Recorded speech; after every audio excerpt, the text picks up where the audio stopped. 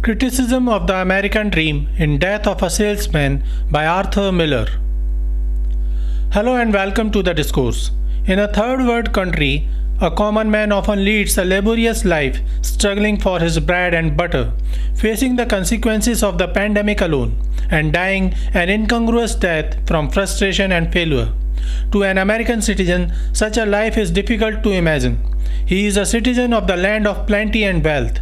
He is the one who can proudly reject the government-aided vaccination for corona of his suspicion of the government and vaccination in general. While in a third world country like Pakistan, people face a dearth of medicines and vaccines, where polio is still an endemic even during the time of the COVID-19 pandemic, anti-vaccine activism in the USA accelerated, amplified, and formed an alliance with political groups and even extremists. Arthur Miller's Death of a Salesman offers a similar scenario of the land of the plenty and hence offers a challenge to the American dream, shattering it and showing the face of reality in the shards of the broken dream. He challenged the common belief that to be an American is to enjoy a life of excess, equality, and ecstasy. No American should die an unlamented death. The idea of the American dream oozes from the Declaration of Independence, which says, "We believe that all men are born with these inalienable rights, life, liberty, and the pursuit of happiness."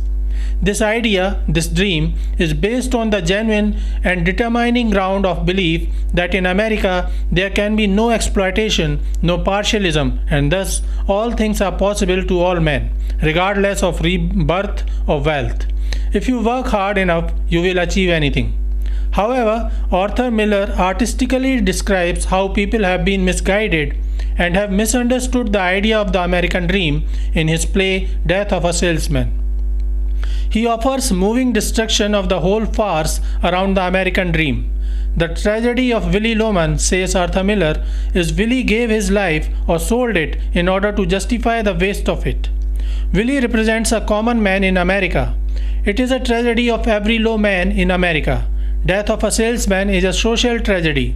A social tragedy is a modern genre of tragedy that depicts the conflicts between the protagonist as an individual and society as a whole. The protagonist becomes a victim of society's ill treatment. The salesman, Willy Loman, is the victim of social injustice, and this social injustice causes his tragedy. But he had his own flaws too. He was the one who mistook the meaning of the American dream and led his life following the falsehood around the American dream. Willy believes in the American falsehood that success is obtained by being well liked. His dream ends up in a nightmare. Like the American dream, the idea of capitalism has also been tarnished and mutilated in America, and the play equally challenges the wrong perception of capitalism too. To Willy, American dream means becoming rich overnight. For him, the success of merit is money, big houses, costly cars, immoral affairs, and other material things. Willy gives two hoots to nobility, truth, honesty, and other virtues.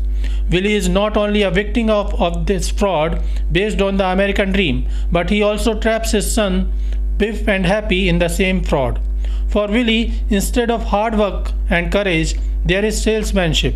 He considers salesmanship a trick to fraud. For Willy, it is the ability to sell a commodity irrespective of its intrinsic values or uselessness.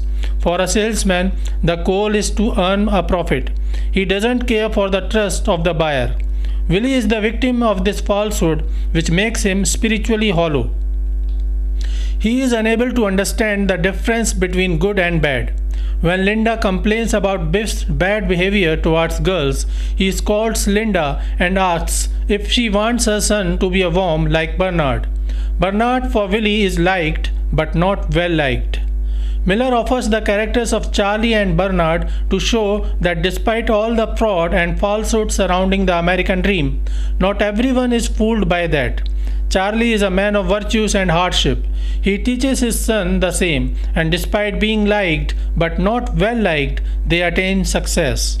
Charlie and Bernard attained material success too, though that wasn't their main goal, because material success cannot be a goal. It is the consequence, the end result of gaining success at being a good human. Willie, on the other hand, ceases to be a man and spiritually he is hollow.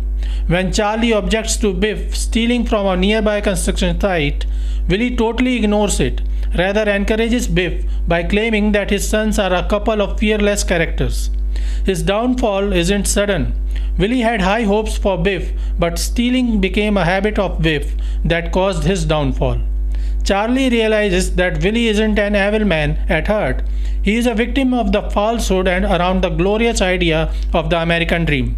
He tries to offer reason to Willie again and again, but Willie isn't ready to listen as his dream is so dear to him that he becomes blind to the truth. Charlie continues to help him, and Willie recognizes that even though they dislike one another, Charlie is the only friend he has. Charlie fails to save Willie, and his downfall reflects the total breakdown of the concept of salesmanship, which has been an integral part of the capitalist setup of America. Willie feels that being well liked is not only the key to success, but he believes that life's all problems can be solved by looking well liked. He fails to understand that in the real world, good looks don't matter. What matters is your worth, skills, and wealth you have. Money can let you buy anything. The dollar rules the real world and overshadows every other human feeling. Willie had the skills. He worked for his company for more than 36 years. He introduced the business to many new cities and made the firm successful. He believes he is a vital man for the company. However, he fails to understand that in a capitalist setup, a man is vital only till he can raise profit for the firm. As soon as you appear weak in your skills at making a profit, you get fired. This fact falls on Willie in a brutal manner.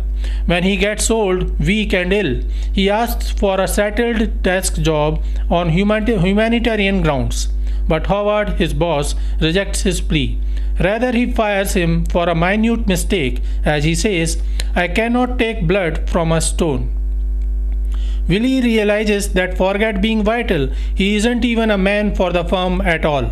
For the capitalist boss, no moral or legal binding obligates him to help Willie with the work he did in past. For him, Willie is commercially useless in present and thus is trash to be thrown. Death of a Salesman offers an alert to American society. Through this story, Miller essentially says that a man is not a machine and that society needs to respect human values as should an individual. Willie's suicide is the death of the American dream.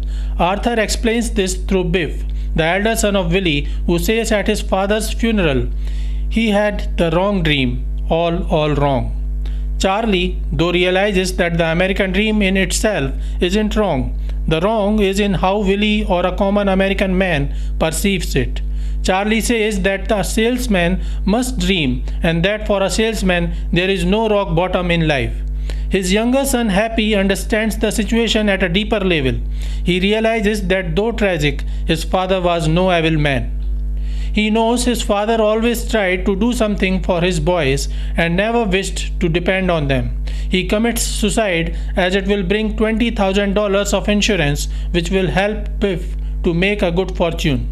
Happy is the younger son who never got the same attention and affection from Willie that Biff easily got. Yet, apart from Linda and Charlie, he is the only one who understands his father and respects him for what he was. He decides to stay in the town, settle, and work hard. He rejects the farce and false around the American dream while embracing it in a true sense, as he says, "Willie Loman did not die in vain. He had a good dream. It's the only dream you can have to come out number one man." So this is it for today. We will continue to discuss the history of American literature. Please stay connected with the discourse. Thanks and regards.